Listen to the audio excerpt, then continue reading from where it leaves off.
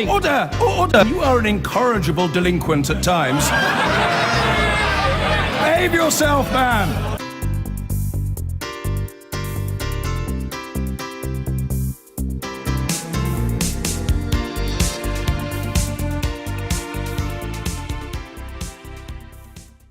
The government has long had a penchant for parachuting so-called superheads into troubled schools. The narrative goes like this. Head teacher arrives, kicks ass, kicks out all the bad eggs, the pupils and the teachers, results soar, head gets supersonic salary and a gong, moves on to next badly performing school and so on. But Newsnight can exclusively reveal new evidence that demonstrates that this strategy is not working. Chris Cook is here. Chris, what's the fundamental problem with the way our schools are run then? That's absolutely right. This new research, which is coming out in the Harvard Business Review tonight, a peer-reviewed publication, has looked at 411 English head teachers, and what it fundamentally finds is that we basically pay almost twice as much to the most short-termist, destructive head teachers who just look like they're doing a good job, while there is a huge category of teachers who do brilliant jobs, who basically never get knighthoods, and who get paid much, much less. This is phenomenal research. It's based on data from inside schools that we've just never had a look at. This could be some of the most important research for social policy in recent years.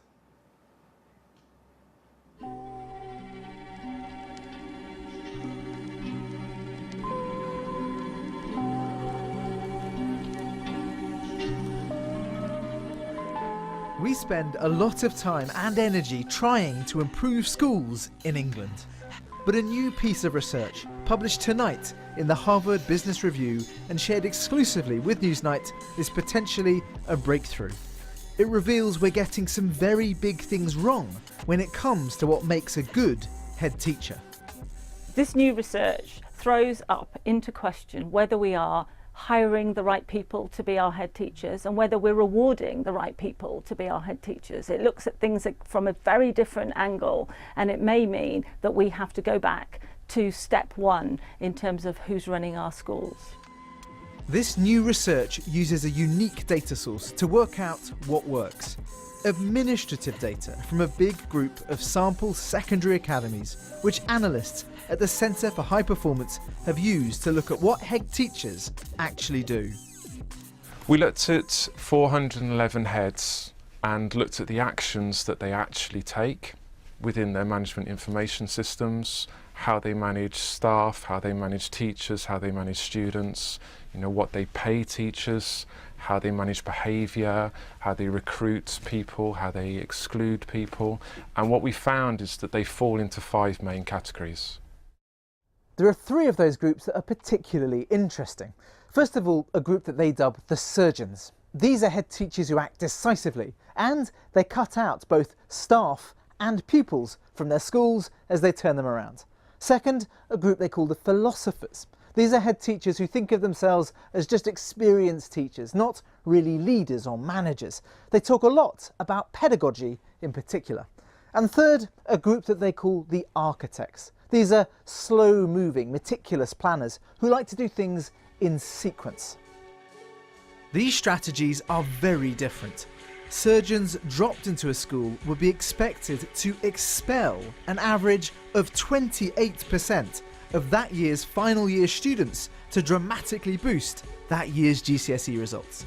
The philosophers would expel around 6% of their final year students, the architects just 1%. Surgeons also cut staff by at least 8%. The philosophers don't really change anything here, and while the architects manage out poorly performing staff, they recruit replacements, so they end up with a bigger staff room. Surgeons are very decisive. They make quick actions. Sometimes those actions are controversial. They cut large numbers of students. They also get rid of underperforming staff. But in the short term, they are able to increase examination results very quickly. You can see that in this graph, which shows the annual average change in exam results whilst each sort of head is in post. The surgeon schools certainly do much better than the philosophers and the architects at getting results up. They massively increase the proportion of children who leave with 5 good GCSEs. So are surgeons good in the long term? Surgeons are not good in the longer term because they're short-termist. they aggressively focus on students about to take their examinations and expel those they think will not pass. School leaders that take more time and focus on working with the community are able to build sustainable schools. So here's the same chart you saw before, but let's roll it on and look at the year after those heads leave. The architect schools, you'll see, are stable, but surgeon schools' results collapse. They drop at 2 years too. It's only at 3 years that surgeon schools stabilise. So the architects now look the best. But remember, the surgeons shrunk the size of the school by hoofing out tougher kids.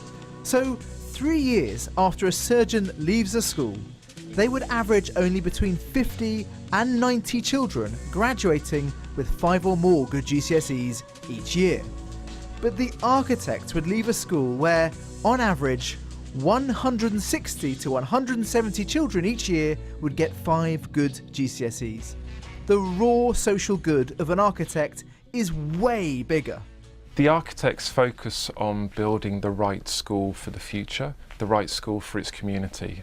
So they start off by improving the environment in the school, improving behaviour of the students, improving the leadership, and then improve the teaching. They also engage with the local community and try and understand what is the right school. I mean, for example, they see parental complaints as a positive thing because they believe parents are now engaged with the school, which is the right thing for the school going forwards. You'd hope then that our school system was systematically identifying and rewarding those architect head teachers. But it isn't. If you look at who the government gives knighthoods, MBEs, those sorts of honours to, 63% of the surgeon head teachers in our sample had a gong of some kind. For the architects, it was just 13%. And if you have a look at who governing bodies are willing to pay the most, you see the same pattern. The average surgeon was earning £154,000 a year on average, as opposed to £86,000 a year for the architects, even though they run much bigger schools. Generally, when governing boards are looking how to reward their head teachers, they will only look at 1 year's performance, 1 year's data. And indeed, the system as a whole is geared around 1 or 2 years in terms of Ofsted comes and visits very frequently in underperforming schools. League tables are published every year. So without a doubt, head teachers will very much feel that they are on an annual cycle of being monitored. So I think we could really do with a sea change where all of us think much more about what we need to do to improve schools in the medium term. If that weren't enough, there's another fascinating finding too. Of the surgeon head teachers, 71% were PE teachers.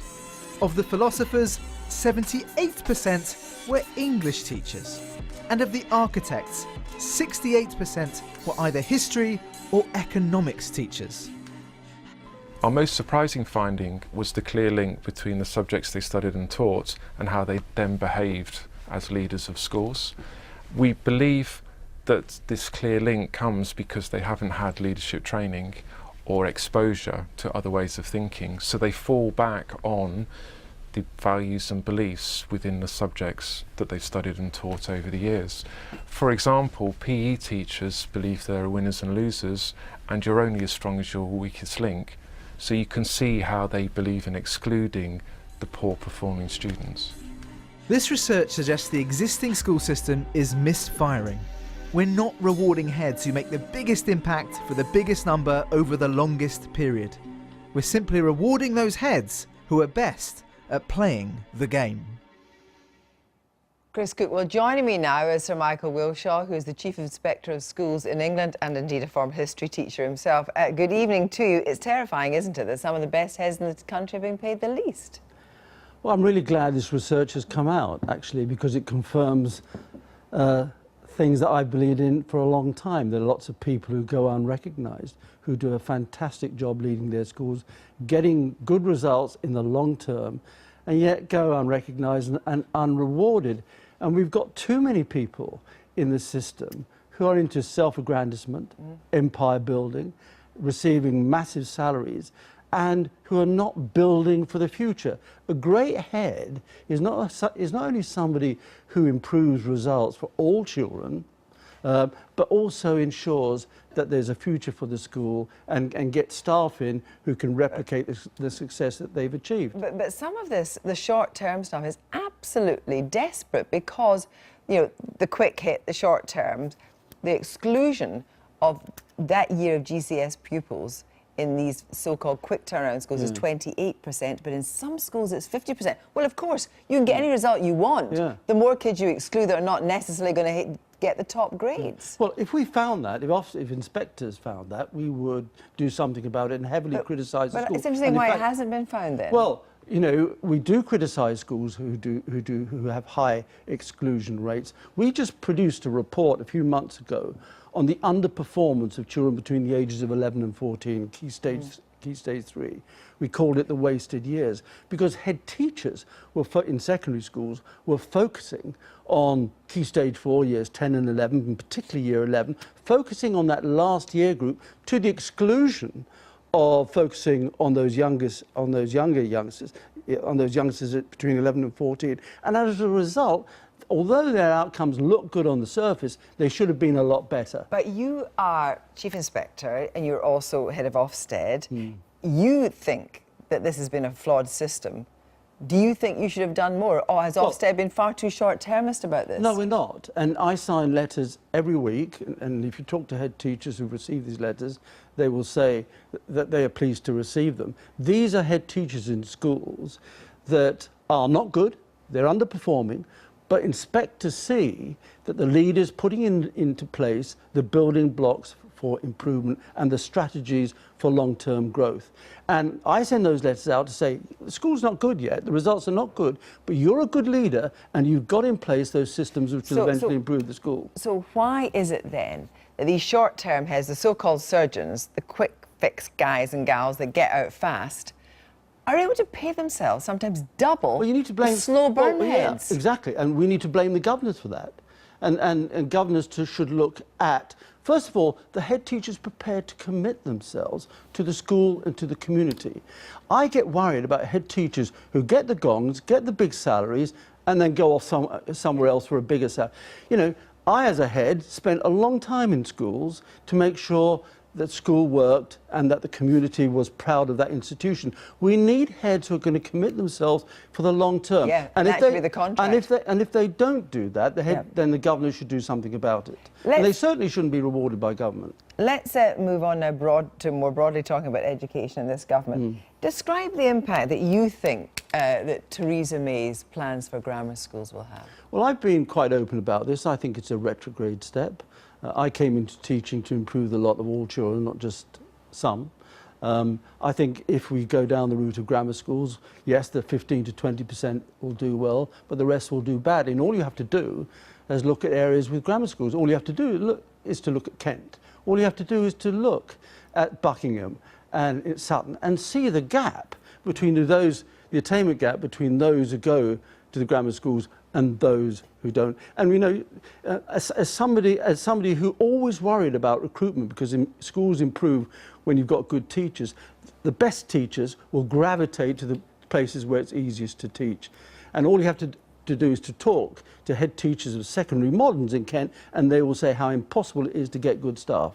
But do you think poor kids get a better deal now than they did, say, in the 60s? They do. More poor youngsters are going to university than ever before. If you look at London schools, they're doing fantastically well, serving the most deprived communities. I can take you to academies in Portsmouth and in Birmingham and elsewhere, where you've got great heads, architect heads actually, who are doing very well by their children. The big challenge for our school system is to make sure we've got enough teachers and enough leaders of our schools to improve them. It's not about more structural change. We've had enough of that. Now, if you look back at the tenure, for example, of Michael Gove and Nicky Morgan, how would you rate that? I mean, you were there through those years. I was, and I had a lot of admiration, and again, I've been quite public about that. I had a lot of admiration for Michael Gove. He analysed what needed to be done very well.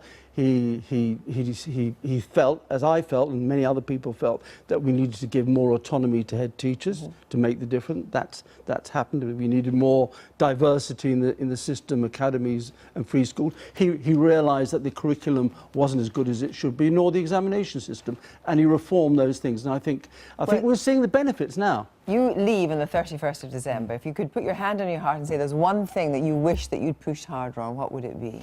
Well, I wished I'd pushed harder on focusing on what really matters for those youngsters who are not going to go to university, who are not going to go to those youngsters who need skills, who need to go to an apprenticeship. I wish I'd focused on that much more than I have, and that's the big challenge for the country, as well as ensuring we've got good teachers and good leaders. So Michael Wilshaw, thank you very much indeed.